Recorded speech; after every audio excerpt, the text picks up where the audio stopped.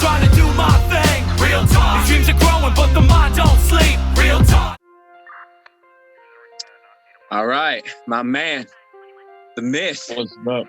the legend, Catastrophe. What's good, bro? What's good, bro? What's good? Hey, so we just dropped Real Talk 2. Seems to have made a pretty good impact on the Wisconsin music scene. And that's what we're here to talk about. But I guess, like, how we doing? I'm doing all right. I mean, just been working a lot. Feel that. So. I definitely feel that, man. Same boat here for sure. So, I mean, this is obviously Real Talk 2, but we've got to talk about the first one. You know what I mean? Yeah, we gotta talk about Real Talk 1 if we're gonna talk about Real Talk 2. I mean, that's just, I mean, with all the new fans that have come around since we released Real Talk 1, I'm sure there's a handful of them that don't even know there was a Real Talk 1. Yeah. So it's been years. It's been a few years since we dropped that one. That was our first collab together. I mean, if you want to talk just you and me, but there was the Checkmate Cypher. That's right. But like first collab between just you and me. Yeah. So how'd that come to be? Do you remember? What, the Checkmate Cypher or Real Talk? Real Talk. Real Talk? It was, I think it was maybe like 2 months after I dropped the Checkmate Cypher. You hit me up one day while I was at work. You're like, yo, man, I got this track that I've been sitting on for a good while, and I think you'd be a good fit for it. And I was like, all right, dope. Send it to me. I'll peep it on my lunch break. And I downloaded the track on my lunch break, listened to it maybe twice, and had the entire verse banged out, recorded, and sent back to you the next day. Yes, I sir. wrote Yes, that. Sir. I literally wrote that whole verse on my lunch break. In 1 hour, I wrote that whole verse, which is where that last little bit came in, sacrificing lunch breaks to work on a dream. When you focus on the hustle, you don't even want to eat. Sacrificing lunch breaks to work on a dream. When you focus on the hustle, you don't even want to eat. Real talk. Literally. I literally wasted my entire lunch break writing that verse. Didn't even eat on my lunch break or nothing. I just had like a bottle of water and that was it. For sure, dude. Yeah, well worth it. That's what I gotta say. Yeah. And yeah, that shit was crazy. So like some meaning behind the track, like, I don't know. I think it was just kind of set up for us to just kind of talk our shit. Like I didn't have a lot of tracks where I was like, just strutting my stuff in a way that I could have done it like that. So I was pretty honored to chuck you on that. And now we're here after the second one. So I think that's pretty rad. Yeah, I was honored to be on both of them. Like you sent them to me and I was like, ooh, okay, all right, I gotta rip this shit apart. Hey, believe me, bro, you did. You did your fucking thing on those. So that track was actually produced by me. It was a beat I did almost a year before I even sent it out to you. I mean, I had the hook on it already, and I didn't have just the normal beat, but it's me on the hook. So if anybody notices a difference in my voice, that's why. It's because they're literally a year apart, and my voice got a little bit deeper. We'll see if it gets any deeper. But I also mixed and mastered that track too. So I thought that was pretty cool. It was just kind of all from the ground up. Yeah, it literally was. That kind of just puts us at just like how we met. Like I feel like the first time you and I actually met was that the Eau Claire show. Yep, that was at, what was it? Not the Plus, but what was the name? The Metro. Metro, that's what it was. Yep. I was opening for Bez Believe at the Metro, and Tyred came along, and I think 50 Cal did too, now that I think about it, to perform a couple of our collab tracks. And after I got off stage, like after I did my set, I went back in the crowd and Ty was like, hey man, I want to introduce you to Ace Wild. And then there you were. And I think you were with, what's his name? Dre or some shit. Yep. Yeah. And I think that was I think that was the first time you and I actually met. We didn't have the chance to actually stop and talk a whole lot, though. No. Trying to remember that whole night. It's a long time ago. I came up there with Joe too, my buddy Joe.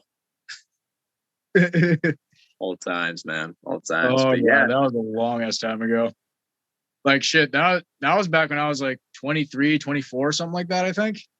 Yeah, I would have been like 20, 21. Yeah. Crazy times, bro. That was a long time ago. So with that song, we released it, and then a couple months after, we released the music video, which kind of comes back to this point where it's like, I kind of feel like what we were doing back then with that was kind of like what people are doing now. Like there's a lot of people that won't release the music video with the song right away, just to try and like extend that promotion. And I feel like it kept that song in rotation for when we did it like that. Oh yeah, definitely. Because it's like, it was, what was it, like 2 months after we dropped the song, we dropped the music video. Mm-hmm. And it was like, I think we dropped the song. It was like 2 weeks later we shot the music video, and then it was like 2 months after that we dropped the music video. Right. If I remember the timeline correctly.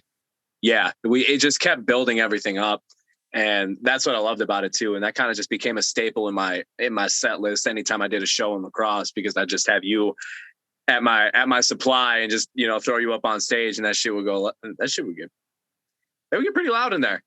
Oh yeah, Real Talk. When I remember the first time we performed Real Talk, we had just tons and tons and tons of people taking videos and sending them to us the next day. Like I think I had 10, 11 people send me videos just of Real Talk. Yeah. And they were like, little Snapchat videos, like little 10-minute blurbs and stuff like that. I think I only got like 1 or 2 videos that were actually like a minute long. But even still. Yeah.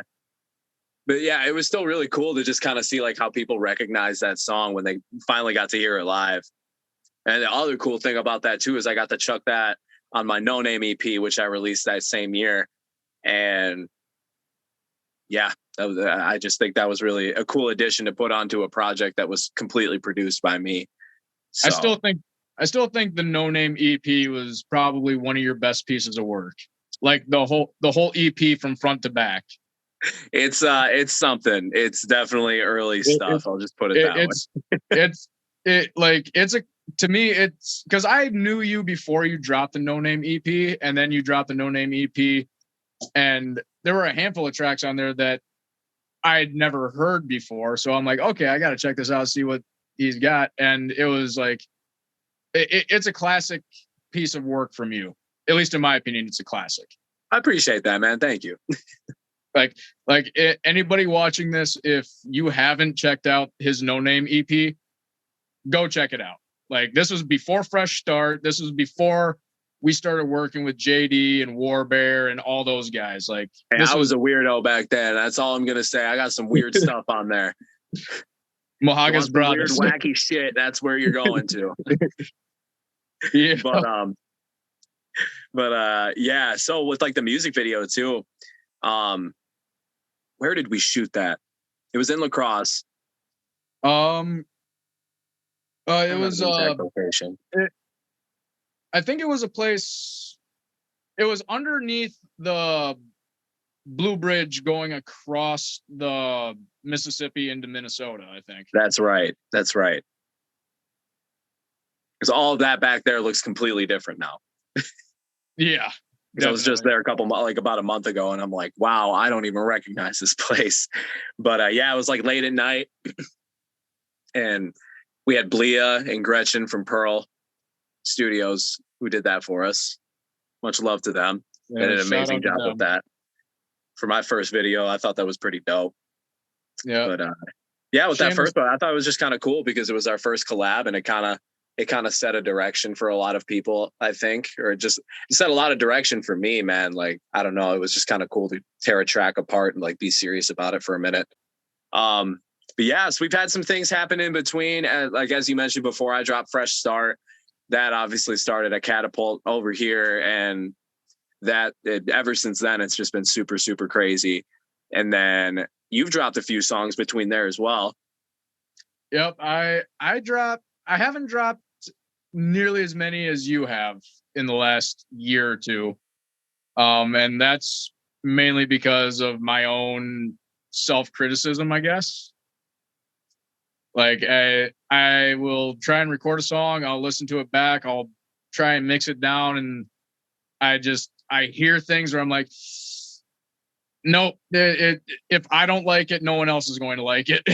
No, hey man, that's the mind of an artist, bro.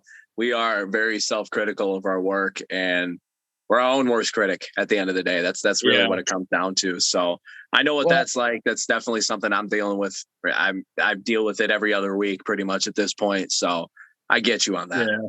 Well, I mean, and I've also been trying to do a lot of experimenting with like different types of beats, different types of melodies, songs, all that stuff. Just kind of trying to break out of the norm. Like when people just get out of that box. Exactly. Like try and do something new, because I've been writing the same kind of tracks for I don't know how long. Like it's either party songs, pissed off songs, or sad songs. For sure. Yeah. I could see that. I feel you on that. Like I definitely have hit that note for a while, and then you just have to switch things up, man. You just got to figure out where your strengths and your weaknesses are, and then you're always allowed to experiment, bro. That's the cool thing about being an artist nowadays. You could mix anything with whatever, and if you develop a sound out of that, like goodbye. Yep. I mean, hopefully my text reaches you when you get famous, kind of shit, Yeah, exactly. But that's where I've been recently. I've been doing a lot of experimentation and things like that. But in the meantime, between Real Talk 1 and up to now, I've dropped a handful of songs. I think the biggest song that I released since Real Talk 1 was Famous. Which again, shout out to Blia and Gretchen for shooting that music video. Oh, sorry, yes, sir. Like they did an amazing job with that. But I love that song. Other than that, what else have I dropped? I dropped Dance for Me with Tyred, which I think that came not long after the Real Talk music video. Yeah. And then there was Pray, which I dropped that back in September, I think. Yep. I dropped Pray.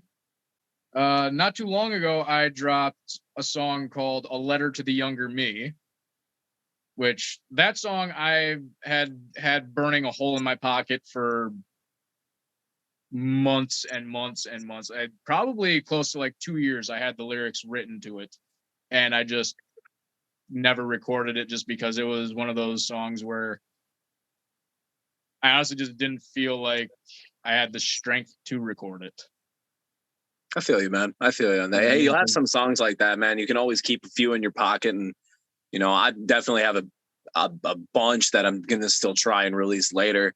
It's just, you don't have to chuck everything out all at one time. No, so definitely that's the nice thing about it too. Yeah, but I dropped the album, a few singles, a lot of collabs, a bunch of remixes that I was a part of. Yeah, I think I've been pretty steady busy for the most part. I mean, I wish I could have dropped more, but that's just me. I don't want to get too greedy with it, but if I could drop a song every day, I would. Let's just put it that way. My philosophy is if you're dropping a new song literally every week, it's like you barely give the previous drop enough time to build traction. You know what I mean? Yeah, it depends on it too. There's certain ways to go about it. Like nowadays, when you drop songs every week, it gets your artist profile pushed up in the algorithm. And that's the sucky thing about it. It's just like you can't stick on such a huge promo on certain songs. Like if there's a song that means a lot to you, put a lot of money into it, put a lot into a music video, put like a story behind it and get it out there and give more than just the song out there. But you know, I know artists that I do work with who drop weekly that get seen more. They get more opportunities because they're higher in the algorithm. And it's just a weird game we have to play nowadays. And it's just going to continuously change.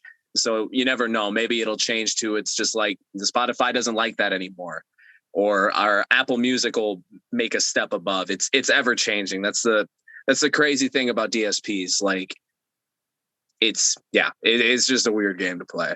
Yeah, and that's kind of where I'm like, you know, I've always been the kind of guy that's quality over quantity, I guess. But at the same time, I also understand that, you know, if you're not constantly being seen by people, you're going to fall off. So it's like, it's almost like you got to have a fine, like you're walking a real fine line when it comes to that. Yeah, it's just staying consistent with it too. There's more than just the music and getting it out there too. As an artist, you have to continuously promote. You have to continuously post on social media. And I'm not going to sit here and put it in a negative light anymore because I did for way too long and that got me nowhere. So instead of me, you know, being super cynical about it and me finally listening instead of just thinking it was a bad idea, I listened and I saw results. And just me posting once a day for however long I did for the longest time, like, bro, my reach is ridiculous. I posted a short up on YouTube. We got 1.6K in the first hour it was up. Fuck, are you serious? Yeah. If you post a TikTok or a duet or something like that, a lot of times it won't hit the right like market. But if you do everything right, or at least in the panel of like how you're supposed to do it, like that stuff will skyrocket. It's also just not expecting that result either. That's the big thing. You put your expectations too high for just a simple ass post, you're going to every time on it. Like you're just going to beat yourself up thinking, oh, I don't have enough of this. I don't have enough of this. And it's that self-critical thing coming back, but you just got to keep trying. That's the thing about it. It's like not one post is going to blow you up. One post might give you a bigger step to the next goal, but each time you do it, it's another step. But yeah, no, I mean, we played a lot of shows this last year. Like that was crazy. And then we brought Real Talk 2 into existence. And I sent you that beat initially with nothing on it, if I remember right. That's right. Yeah. And then you told me you wanted me on the second verse. And I overwrote my verse the first time because I wrote it, recorded it, sent it to you, and you're like, hey man, that last like 4 bars, I have an idea for that. I'm sorry I didn't tell you, so you may have to redo your verse. And I was like, son of a bitch. All right, fine. And I got the beat done and I was so hype, and I'm just like, I gotta send it to this guy. And I had minimal stuff for it, but I was just like, oh yeah, like we'll get the picture. And then yeah, you just kept going. I'm like, damn it, I did not mark anything on this, so that's my bad. Yeah. Yeah. So then when you sent it back to me after you did your thing on it, you totally just shredded your verse. And I'm sitting here looking at what I had sent you before. I'm like, not good enough. Now, he's challenging me and I got to step up. So I spent a real long time getting that verse down. And I mean a real long time. Like, I think I was sitting on that for almost like 6 months before I got the verse back to you. Like, hey, we made it a process, bro, but that's fine. That's fine. The final product, it speaks volumes. Well, anybody who's listened to my music should know that rapping fast is not my forte. Like, it's just not. Hey, but you killed it, bro. I've told people this before, bro. Like, that is my favorite verse I think I've ever heard from you on a collab sense.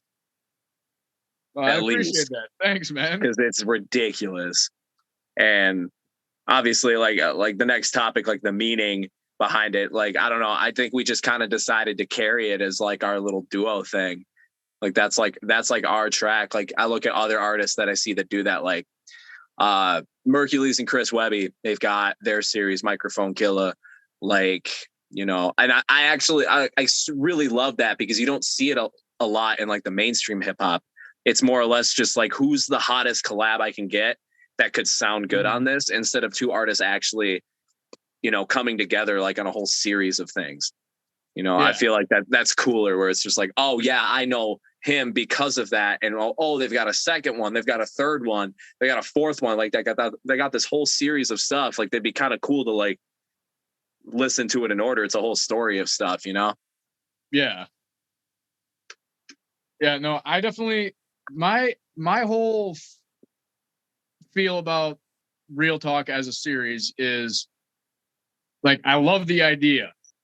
And it, like, the first Real Talk, like, I feel like really kind of just set the scene of, you know, this is what it's like for us trying to make music where we're from. You know, we're dealing with, you know, like I say in my verse, oh, you're a rapper? Well, shit, me and Ace are the same goddamn thing. Which like leads into like the second one. Like, well, first we'll cover that I produced the beat, and then this time we got the mix and master by No Rad, who mixed and mastered Fresh Start. And which does amazing fucking work. Yeah, he's so good. He's so good at what he does.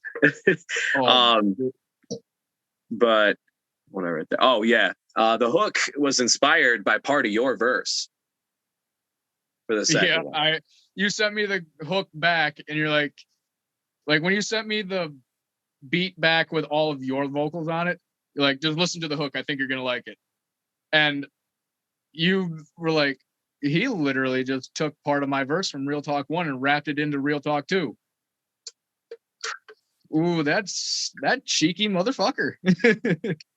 Hey man, I had to show some love to the first one, because I think, in my honest opinion, Real Talk 2 bodies the first one.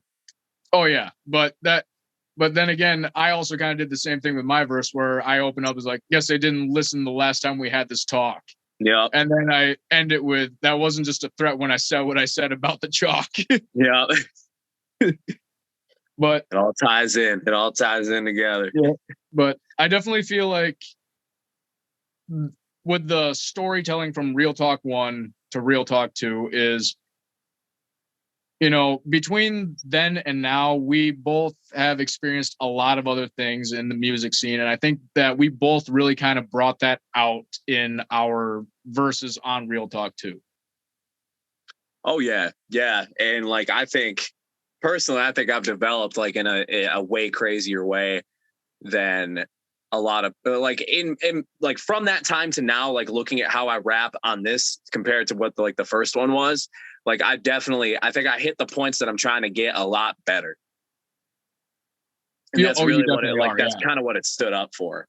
And, but like, we're kind of covering some of the same stuff. It's just like, we are way more aggressive, in my opinion. I think we're way more to the point and like taking it up a notch.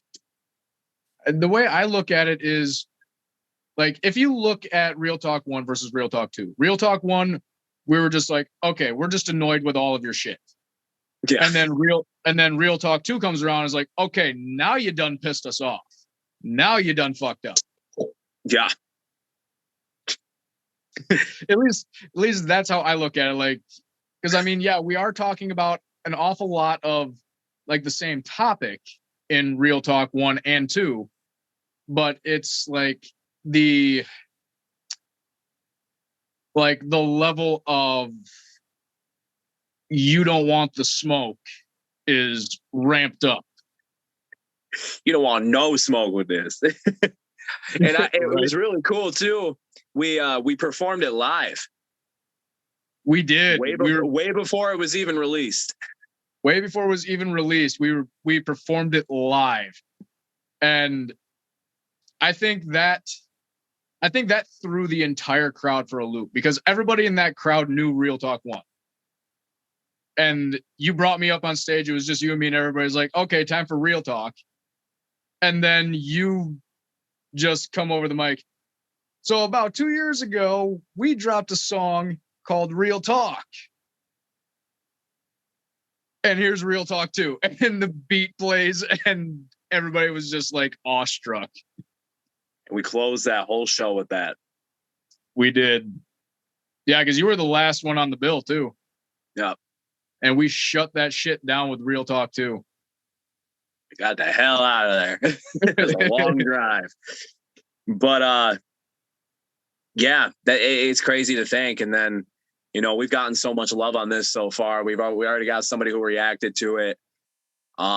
Everybody's been sharing it. It's doing really good numbers on Spotify. So thank you to all you who keep playing our music and showing us support, because it means the absolute world. So like I guess like that just kind of leaves it at this, where it's like, Real Talk 2 is a stamp. Like, I definitely feel like that's one of the best songs that, we've ever done together. Like, what's next? Like, what's for the future? Is there going to be a Real Talk 3? Is there going to be like what else is in store? I mean, I'm down for a Real Talk 3. We'll see when it comes out, but I want to make it happen. I want to make it happen. We'll see what happens down the road. Oh, fuck yeah. Oh, fuck yeah. Oh, fuck yeah. Like Real Talk 3, I am down for a Real Talk 3. Like, I mean, it's just, it's like Real Talk 2, like when it came to somebody sending me a collab, there's only one other collab that someone has sent me that challenged my abilities as a lyricist more than Real Talk 2. Only one. And I still haven't recorded that one because I'm still in that boat of I can't send this back to him. I just can't. I cannot consciously send him this garbage. Hey, man. Hey, you're going to get it and you're going to kill it. And that's what's going to happen, man. Is there, I guess we could just leave it at that, man. Like this has been really cool. I want to start doing this more often. Just like, being able to like talk and give people behind the scenes kind of stuff. So thank you for coming on, taking time out of your busy day to do this. Is there anything you want to leave the listeners off with? Be ready for adrenaline. That for sure. Be ready for adrenaline because it's coming. Yes, sir. Yes, sir. Also one other thing. So I guess this is as good a time as any to announce this whole thing, but I will be taking a name change. What? Yep. The way I feel about it is I've been using the same name for almost a decade now. And I can honestly say I have evolved a lot, not only as a person, but as an artist from way back then. And I feel like because of that, it is time for me to also change my name to kind of signify that I am no longer the same dude I was 10 years ago. Okay, for sure. Hey, that's a big step, bro. Like I personally, I wouldn't be able to do it, but like kudos to you, like for you noticing that about yourself and being like, hey, like that's not who I'm trying to be anymore. Like I want to go in a completely different direction. I kind of figured some things out. So, hats off to you, bro. Yep. You gonna tell them what it is or no? Not yet. Okay. I'm just putting it out there. Adrenaline will be released under a new name. All right. Bet.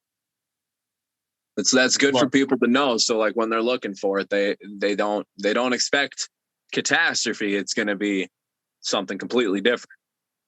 We played that live too. Like I can't wait for that for everybody to hear. We played that live a handful of times and it always gets people rolling. Yes, sir. Yes, sir. So hey, we're going to leave the listeners off of this. If you have not yet, please go check out Real Talk 2.